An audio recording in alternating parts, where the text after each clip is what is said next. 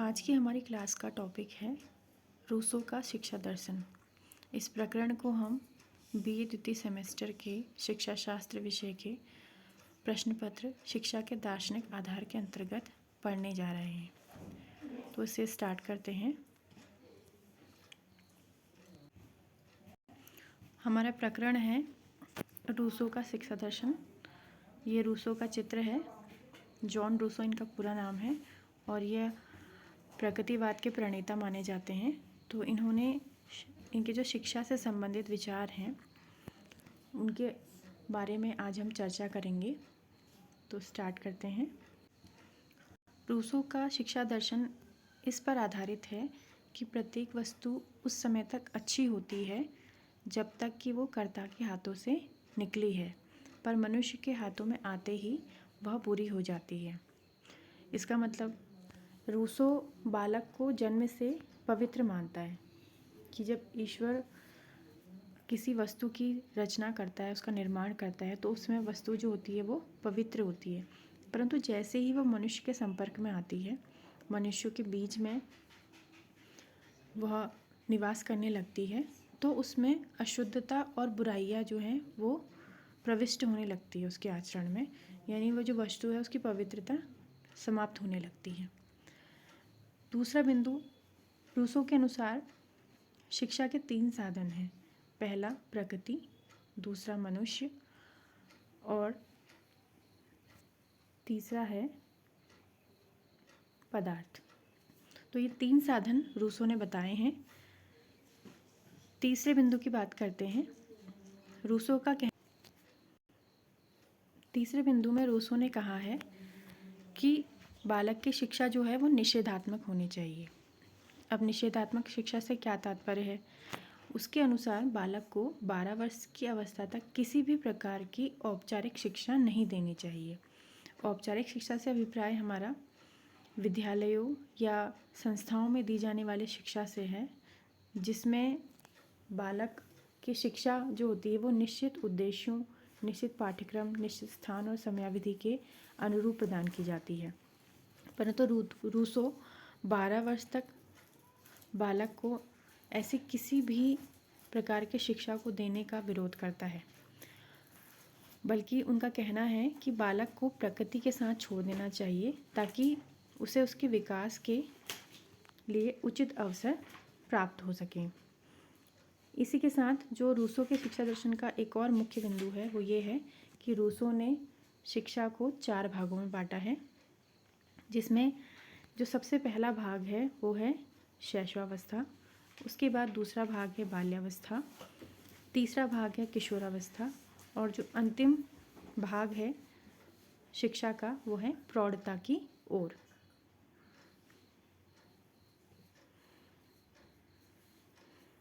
अब बात करते हैं रूसो के अनुसार शिक्षा के उद्देश्यों की। तो रूसो शिक्षा का जो सर्वप्रथम उद्देश्य था वो पूर्णतया से जीवन व्यतीत करने को मानते थे। उनका कहना था वो जो है किसी पुनर्जन्म में या इस जन्म के पश्चात किसी दूसरे संसार में या किसी दूसरे जन्म में विश्वास नहीं करते थे। उनका ये मानना था कि व्यक्ति जो है अपने जितने भी सुख और दुख है वो इसी जन्म में भोगता है, तो इस जीवन को वो पूरी पूर्णता के साथ जी सके, इसके योग्य बनाने का कार्य उसको प्रदान की जाने वाली शिक्षा का है। तो यहाँ पर उनकी एक कोटेशन भी मेंशन की गई है, जिसमें उन्होंने कहा है कि जीवन का अर्थ केवल सांस भर लेना नहीं है, जीवन कर्म है। अपने अंगों, ज्ञानेंद्रियों, क्षमताओं और अपने अंगों का प्रयोग करना ही जीवन है, जो हमें जीवित रहने की अनुभूति कराती है। जीवन का अधिक अनुभव रखने वाला व्यक्ति वह नहीं है जो अधिक दिन तक जीवित रहता है, परंतु वह व्यक्ति है जिसने पूर्णता से जीवन को अनुभव किया है। तो इस उक्ति के माध्यम से स्पष्ट है कि रूसो ये कहते हैं कि केवल जीवित रहने का एहसास ही जीवन जीना नहीं होता है। यानी हम कितने दिन जिए यह महत्वपूर्ण नहीं है, बल्कि उस समयावधि में हमने जीवन को किस प्रकार से जिया है यह महत्वपूर्ण है। तो जीवन चाहे छोटा हो या बड़ा हो, लेकिन उसमें हमें सभी प्रकार के अनुभव ले लेने चाहिए। जितना ज़्यादा हम सीख सकें, जान सकें, उतना हमें जान लेना चाहिए। अपने शरीर के समस्त अंगों, अपने मस्तिष्क का, अपनी ज्ञानेंद्रियों का, अपनी क्षमताओं का पूरा उपयोग करना ही जीवन का सही अर्थ है और शिक्षा हमें इस योग्य बनाती है। अंत में रूसो शिक्षा का जो उद्देश्य है वो नैतिकता का विकास मानते हैं, परंतु नैतिकता जो है वो व्याख्यानों या उपदेशों के द्वारा बालक को नहीं सिखाई जाएगी, बल्कि प्राकृतिक परिणामों के द्वारा सिखाई जाएगी।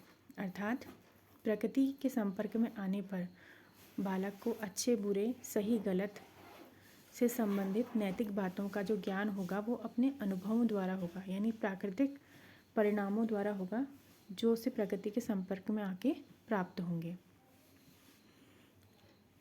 इसके पश्चात रूसो के शिक्षा संबंधी सिद्धांत को जानते हैं, जिसमें सबसे पहला बिंदु है प्रकृतिवाद। तो प्रकृतिवाद जो है वो मूलतः रूसो के शिक्षा दर्शन से ही निकल के आता है कि रूसो ने अपने शिक्षा दर्शन में जो प्रमुखता दी है वो सबसे पहले किसको दी है? प्रकृति को दी है। और उनका नारा भी है प्रकृति की ओर लौटो। और उन्होंने प्रकृति का अनुसरण करने का नारा दिया, यानी हमें अगर सीखना है तो हमें किसका अनुसरण करना होगा?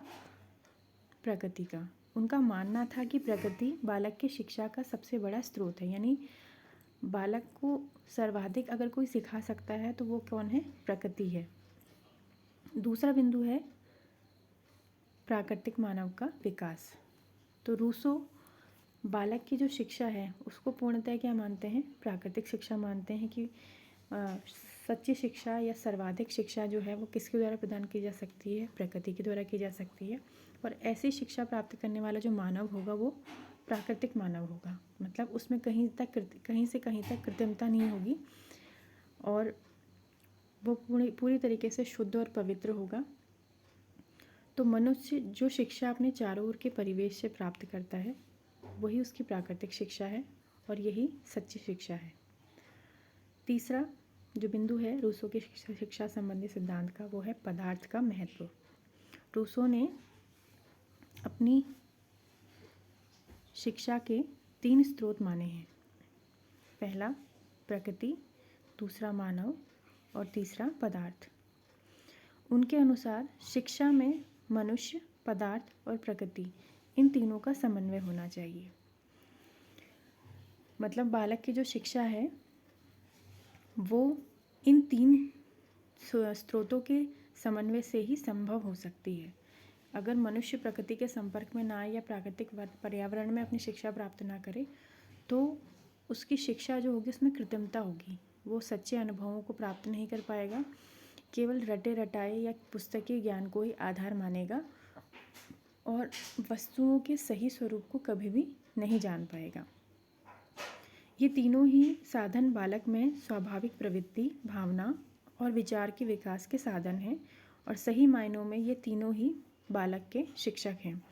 तो बालक के 3 शिक्षक उसने माने हैं, प्रकृति, मानव और पदार्थ, लेकिन उसने सबसे ज़्यादा जो महत्ता दी है वो दी है प्रकृति को। मनुष्य के रूप में शिक्षक का जो उसने रोल माना है वो बहुत ज़्यादा नहीं माना है, बल्कि एक मनुष्य जो है वो शिक्षक के रूप में सिर्फ और सिर्फ मार्गदर्शक की भूमिका निभा सकता है और कोई ज्ञान विषय वस्तु का बहुत ज़्यादा वो बालक को प्रदान नहीं कर सकता है, बहुत ज़्यादा अनुभव प्रदान नहीं कर सकता है शिक्षा से संबंधित। सही अनुभव उसको प्रकृति से ही प्राप्त होते हैं, ऐसा कहना है रूसो का। अब आ जाते हैं छात्र संकल्पना पे। तो रूसो की जो शिक्षा पद्धति है वो बालक केंद्रित या छात्र केंद्रित शिक्षा पद्धति मानी जाती है, यानी उसने अपनी पूरी शिक्षा पद्धति का जो केंद्र बिंदु है वो बालक को माना है।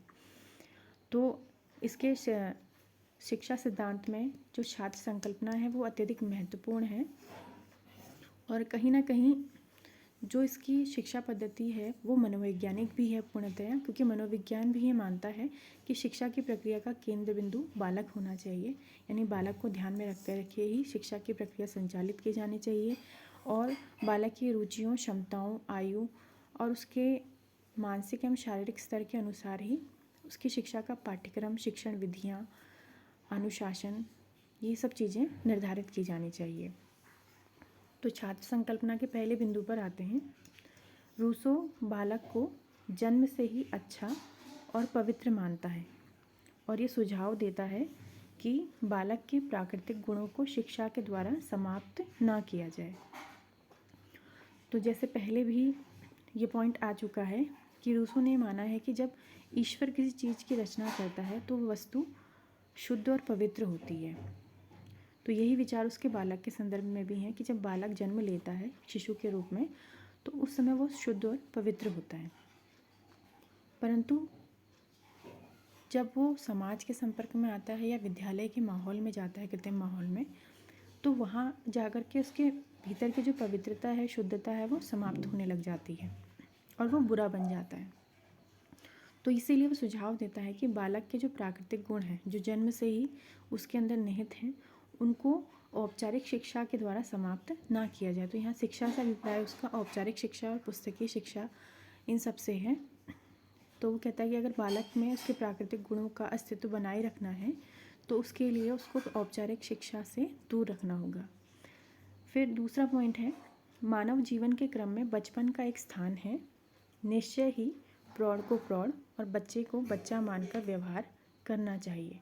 यानी उसका ये कहना है कि जैसे मानव विकास की विभिन्न अवस्थाएं होती हैं, तो उन अवस्थाओं में बाल्यावस्था जो है वो बहुत महत्वपूर्ण स्थान रखती है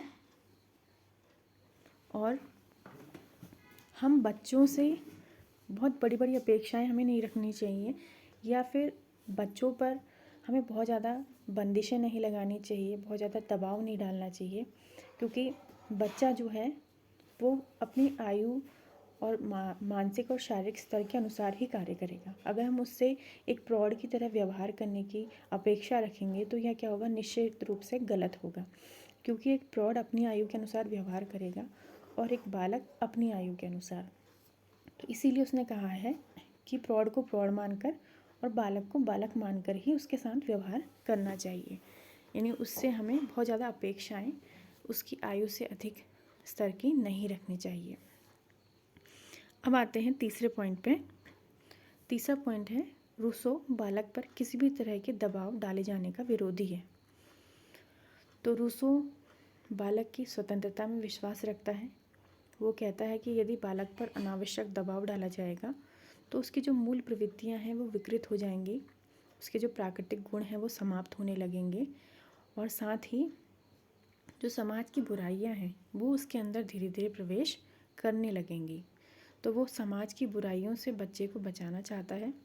यानी वो कहता है कि बच्चे की स्वतंत्रता को अगर आप उसका हनन करेंगे तो धीरे धीरे वो क्या होने लगेगा, दूषित होने लगेगा। टोका टोकी से वो बुराई की ओर ही बढ़ेगा निश्चित रूप से। तो उसे बुराई से बचाना है तो उसको क्या देनी पड़ेगी, हमें स्वतंत्रता देनी पड़ेगी। और ये सत्य भी है कि यदि हम किसी बच्चे को टोकते हैं बार बार या उस पर अनावश्यक दबाव डालते हैं तो धीरे धीरे बच्चा गुमसुम, उदास और निराश रहने लगता है, अकेला रहने लगता है, कटा कटा सा रहने लगता है। तो इसका कारण यही है कि उसकी स्वतंत्रता छिन जाती है और वो अपने आप को असहाय महसूस करता है या अपने आप को बंदिशों में जकड़ा हुआ महसूस करता है। तो उसको अगर प्रसन्न देखना है तो उसका सीधा सा मूल मंत्र यही है कि उसे कार्य करने की स्वतंत्रता प्रदान की जाए, उसे इच्छाओं की पूर्ति करने दी जाए। इसीलिए रूसो का यह मानना है कि बालक को प्रसन्न रखना चाहिए, किसी प्रकार का दबाव उस पर नहीं डाला जाना चाहिए। अंत में रूसो ने बालक की रुचि एवं स्वभाव के अनुसार शिक्षा देने की बात कही है। यानी यहाँ पर उसका जो कथन है वो मनोविज्ञान के संगत है, समरूप है। मनोविज्ञान भी बालक की रुचि और स्वभाव के अनुसार ही शिक्षा प्रदान करने की बात कहता है। तो रूसो का ये जो कथन है वो मनोविज्ञान के साथ पूर्णतया सहमति में है। अब हम विद्यार्थी जीवन के सोपान और पाठ्यक्रम की बात करते हैं। इससे पहले भी ये बिंदु आ चुका है कि रूसो ने बालक की शिक्षा को 4 भागों में बांटा है और उन 4 भागों, उन 4 अवस्थाओं के अनुसार ही उसने पाठ्यक्रम भी सुझाया है कि किस आयु अवस्था में कैसा पाठ्यक्रम होना चाहिए, बालक को कौन सी चीज़ें सिखाई जानी चाहिए, कौन से विषय पढ़ाए जाने चाहिए। तो सबसे पहली जो अवस्था इसमें है वो है शैशवावस्था। दूसरी अवस्था है बाल्यकाल। बाल्यकाल समाप्त होने की अवस्था यानी 12 वर्ष तक की अवस्था को उसने बाल्यकाल कहा है।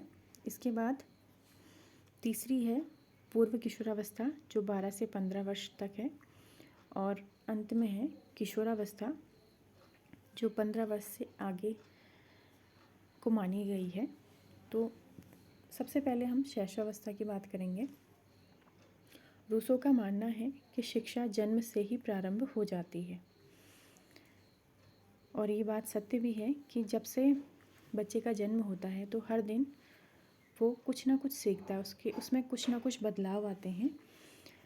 मतलब उसके जो अंग हैं उनमें गति आती है, अपने अंगों से का वो प्रयोग करना सीखता है, और अपने परिवारजनों को देख कर के बोलना, चलना और हंसना, मुस्कुराना और अन्य जो कार्य हैं उनको करना सीखता है। इस काल में रूसो का मानना है कि बालक के शरीर और इंद्रियों के सही विकास पर ध्यान देना चाहिए।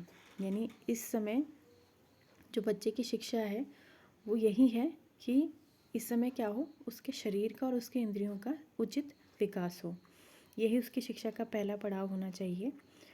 और इसके अलावा क्योंकि इस उम्र में बच्चे में भाषा की योग्यता का विकास भी होता है, तो रूसो का यह मानना है कि बच्चे को मातृभाषा में वार्तालाप के द्वारा हम भाषा सिखा सकते हैं। और इसके अलावा रूसो ने बच्चों में आदतों के विकास का विरोध किया है। उसका ये मानना है कि माँ बाप को बच्चे पर किसी प्रकार का दबाव नहीं डालना चाहिए, उस टोका टोकी नहीं करनी चाहिए, उसे नियमों में नहीं बांधना चाहिए और ना ही किसी प्रकार की आदतें डलवानी चाहिए।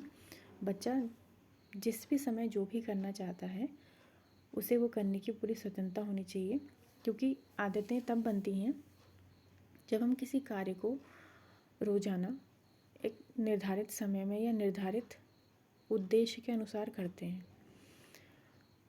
तो रूसो किसी भी चीज़ को नियमों में या निर्धारित अवधि में करने का विरोध करता है।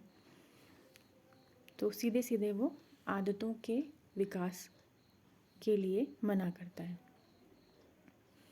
इसके बाद दूसरे भाग पे आते हैं जो है बाल्यकाल। इस काल में भी रूसो किसी भी तरह की पाठ्यपुस्तक के उपयोग का विरोध करता है। तो रूसो ने माना है कि 12 वर्ष की अवस्था तक यानी शैशवावस्था और बाल्यकाल दोनों को मिला करके 12 वर्ष की अवस्था में पहुंच जाता है बालक, तो वो वहाँ तक बच्चे को किसी भी प्रकार की पुस्तकीय शिक्षा देने का पूरा विरोध करता है। उनका कहना था, मैं पुस्तक से घृणा करता हूँ, जो हम नहीं जानते वे उसी के बारे में हमें बातचीत करना सिखाती हैं। तो उनका ये कहना था कि पुस्तकों में जो लिखा होता है उसके वास्तविक अनुभव हमें बहुत कम मिल पाते हैं या फिर ना के बराबर प्राप्त होते हैं। तो हमें मजबूरी में या जानबूझ करके वही चीज़ें पढ़नी पड़ती हैं जिनसे कभी वास्तविक रूप में या वास्तविक जीवन में हमारा सामना होता ही नहीं है। हम सिर्फ उन्हें रटते हैं, जबकि उनके वास्तविक अनुभव हमें कभी प्राप्त होते ही नहीं हैं। तो वो 12 वर्ष तक अमील को इन पुस्तकों से दूर रखना चाहता था। अब यहाँ पर अमील जिस बालक का जिक्र हुआ है वो रूसो द्वारा लिखी गई एक पुस्तक अमील का मुख्य पात्र है, जिसमें उसने एक बालक को, अमील नामक एक बालक को, जो उसकी कल्पना में है काल्पनिक चरित्र, उसको केंद्र में रखकर या उसको ध्यान में रख कर के पूरी पुस्तक लिखी है कि अमील नामक बालक की शिक्षा कैसी होनी चाहिए।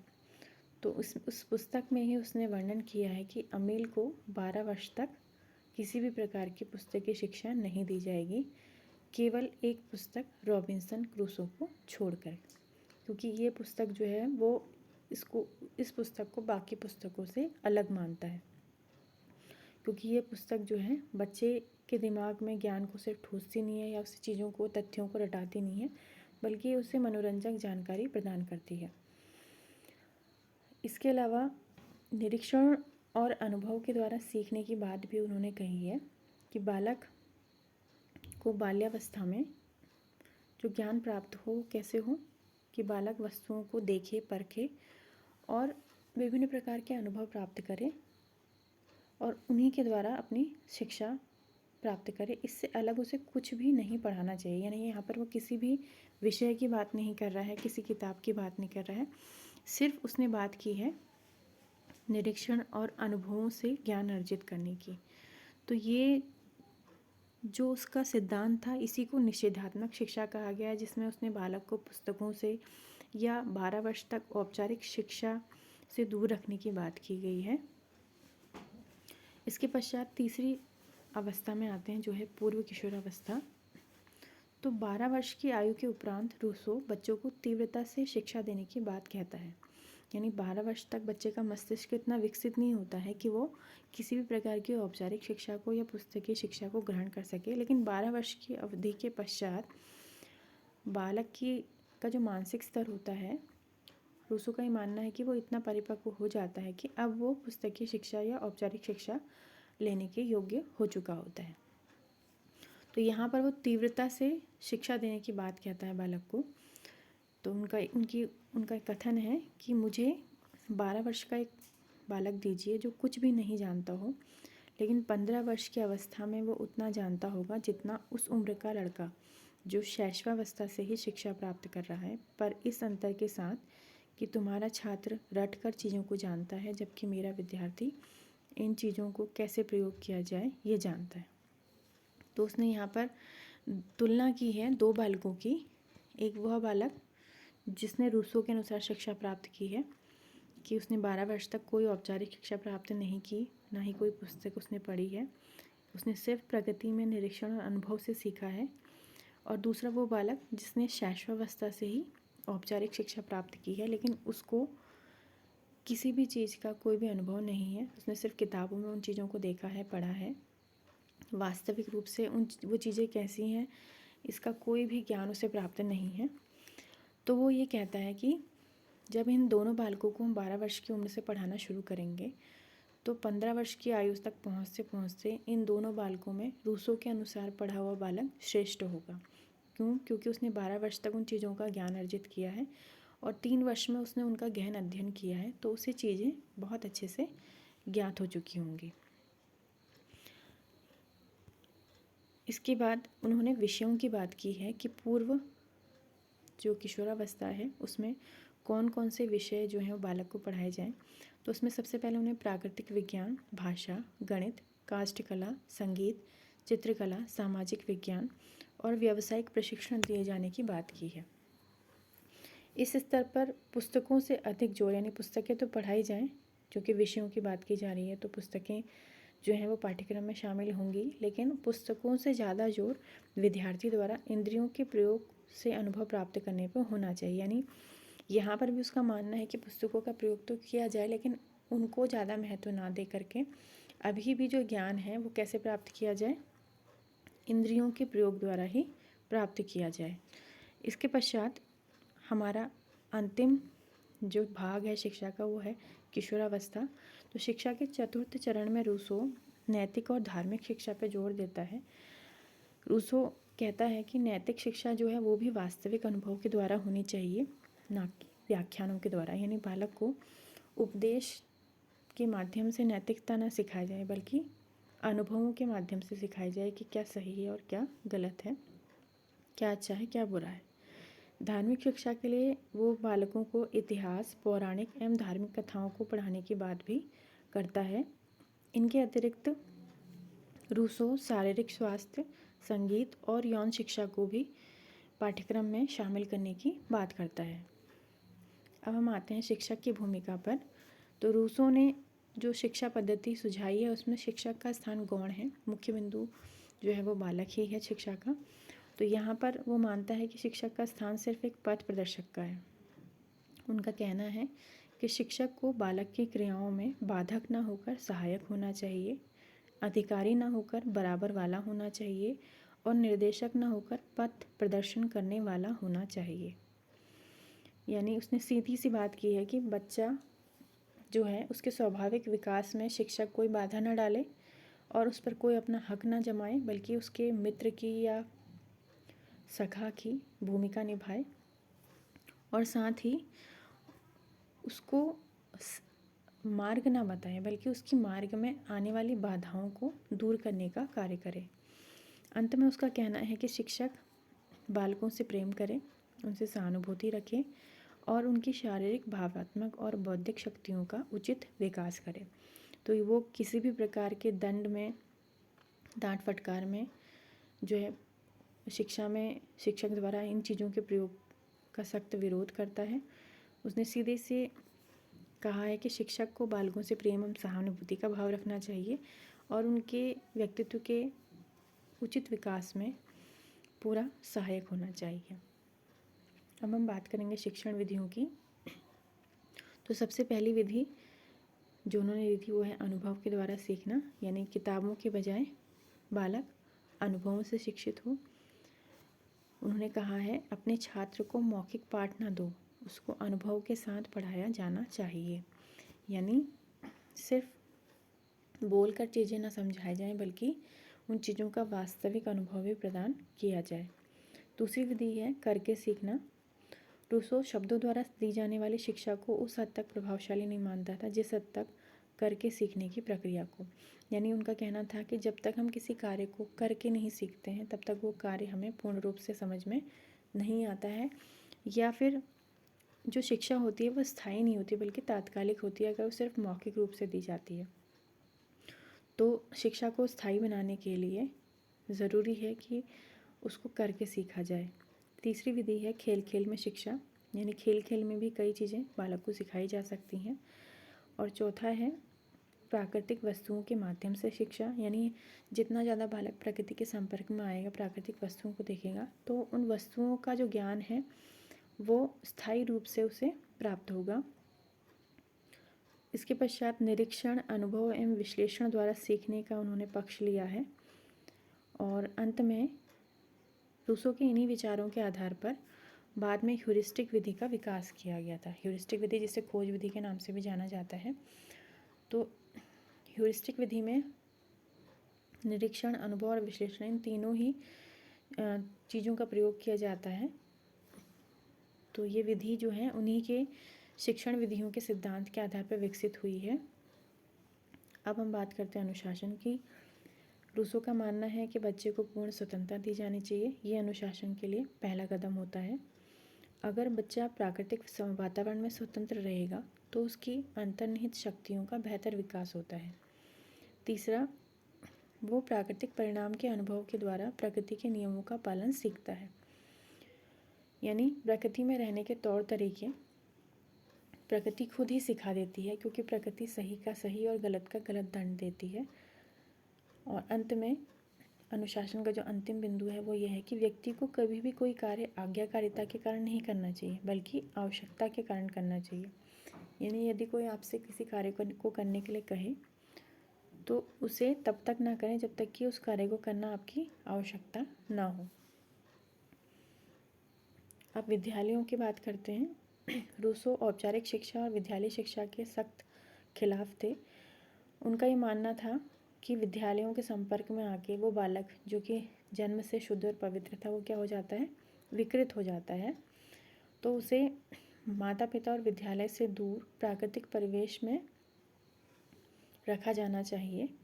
शिक्षा का कार्य केवल उसकी देखभाल करना है और प्राकृतिक परिवेश में बालक स्वयं अपनी शक्ति का विकास कर लेता है।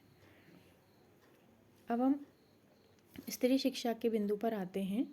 रूसो का ये मानना था कि स्त्री और पुरुष एक जैसे नहीं होते हैं। स्त्रियां सेवा करने के लिए जन्म लेती हैं और पुरुष सुख पाने के लिए जन्म लेते हैं। उसके सिद्धांत के पीछे उसके पूर्व जीवन, उसके जो शुरुआती जीवन के शुरुआती वर्ष थे उनके सौतेली माता से मिले हुए कड़वे अनुभव थे। इसी के कारण उसकी महिलाओं के लिए जो विचारधारा थी वो बहुत संकीर्ण हो चुकी थी और वो महिलाओं को शिक्षित करने के पक्ष में नहीं थे, स्त्री शिक्षा का विरोध किया करते थे। उनके अनुसार महिला का जो कार्य होता है वो मनुष्य को बचपन में पालन पोषण करना, उसको मनुष्यत्व की ओर बढ़ाना, पूरे जीवन उसको परामर्श देना और उसके जीवन को सुखमय बनाना होता है। वो स्त्रियों की नैतिक और धार्मिक शिक्षा पर विशेष बल देना चाहते थे। उनका लक्ष्य केवल उन्हें माता और पत्नी के रूप में शिक्षित करना था, यानी स्त्रियों को सिर्फ नैतिक धार्मिक शिक्षा और इसके अलावा घरेलू कार्यों को कुशलतापूर्वक करने की शिक्षा की बात उन्होंने की थी, कि ताकि वो आगे चलकर एक अच्छी माता और एक पत्नी साबित हो सकें। और साथ ही उनका ये भी कहना था कि स्त्रियों में स्वाभाविक रूप से पढ़ने लिखने की कोई रुचि नहीं होती, यानी उन्हें बहुत ज़्यादा तकनीकी या तथ्यात्मक विषय पढ़ाने की ज़रूरत नहीं है, क्योंकि उनमें इस चीज़ की प्रवृत्ति ही नहीं होती, उनको रुचि नहीं होती इस चीज़ की पढ़ने की। तो उच्च शिक्षा उनके लिए है ही नहीं, उनको सिर्फ गृहस्थी चलाना, कपड़े सिलना, कसीदा कारी करना और धार्मिक शिक्षा ही पढ़ानी चाहिए। तो इसलिए रूस स्त्रियों के बारे में जो उनके इतने संकीर्ण विचार थे, तुच्छ विचार थे, इसलिए उनकी स्त्री शिक्षा के विचारों की कटु आलोचना भी की गई थी। अंत में रूसो के शैक्षिक विचारों का मूल्यांकन करते हैं। तो अगर उनके शैक्षिक विचारों की अच्छी बातें देखें तो उन्होंने शिक्षा को एक प्राकृतिक प्रक्रिया माना है और सीखने को मनुष्य की जन्मजात प्रवृत्ति माना है। उन्होंने मानव विकास को मनोविज्ञान के अनुसार 4 भागों में बांटा है और प्रत्येक अवस्था के अनुसार शिक्षा के उद्देश्य और पाठ्यचर्या सुझाई हैं। साथ ही उन्होंने बालक को समाज के कृत्रिम और दोषपूर्ण पर्यावरण के स्थान पर प्रकृति की गोद में शिक्षा देने की बात की है और इसके अलावा करके सीखने और अनुभवों से सीखने की विधि भी सुझाई है। अंत में बच्चों के व्यवहार को पूर्णतया स्वतंत्र रखने की बात उन्होंने की है और उन्हें ये कहना है कि बच्चे को गलत कार्यों पर दंडित करने की आवश्यकता नहीं है, प्रकृति स्वयं बालक को उसके गलत कार्य के लिए दंडित करती है। और अगर दोषों की बात करें तो उनका जो शिक्षा दर्शन था वो पूर्णतः समाज विरोधी था, इन्हें वो समाज से दूर रखने की बात करते थे बच्चे को शिक्षा के लिए। दूसरा, जो उन्होंने ज्ञान दिया था बालक के संबंध में वो कहीं ना कहीं अपूर्ण था, वो एक तरफा था। दूसरा, नारी शिक्षा को लेकर उनका जो दृष्टिकोण था वो संकुचित था। और इसके अलावा उन्होंने प्राकृतिक परिणामों से अनुशासन में रखने की बात की थी बालक को, कि प्रकृति जो है बालक को स्वयं उसके गलत कार्यों का दंड देगी। ये सिद्धांत दोषपूर्ण माना गया। और रूसो के कुछ जो शैक्षिक विचार हैं वो परस्पर विरोधी हैं, यानी एक ओर तो वो मनुष्य को जो है शिक्षा का साधन मानता है, दूसरी ओर शिक्षा प्रक्रिया में शिक्षक की कोई आवश्यकता मानता ही नहीं है। और जहाँ एक और वो 12 वर्ष तक पुस्तकीय शिक्षा का विरोध करता है, तो वहीं उसने रॉबिन्सन क्रूसो नामक पुस्तक को बालक को पढ़ाने की बात भी की है। तो ये जो उसके विचार हैं वो परस्पर विरोधी हैं। तो ये रूसो का शिक्षा दर्शन था। इसके बाद हम बात करेंगे आज के जो हमारा प्रकरण था इससे संबंधित प्रश्नों की, जो गृह कार्य के रूप में आपको दिए करने हैं।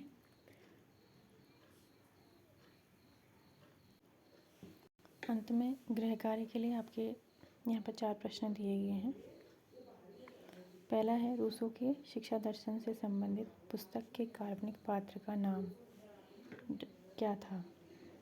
दूसरा, रूसो के शिक्षा दर्शन को किस शिक्षा के नाम से जाना जाता है। तीसरा, रूसो के शिक्षा दर्शन के अनुसार बालक की शिक्षा प्रक्रिया के सोपान एवं पाठ्यक्रम का वर्णन कीजिए। और चौथा प्रश्न है, रूसो के शैक्षिक विचारों का विस्तार पूर्वक वर्णन कीजिए। तो ये 4 प्रश्न आपके लिए गृह कार्य के लिए हैं।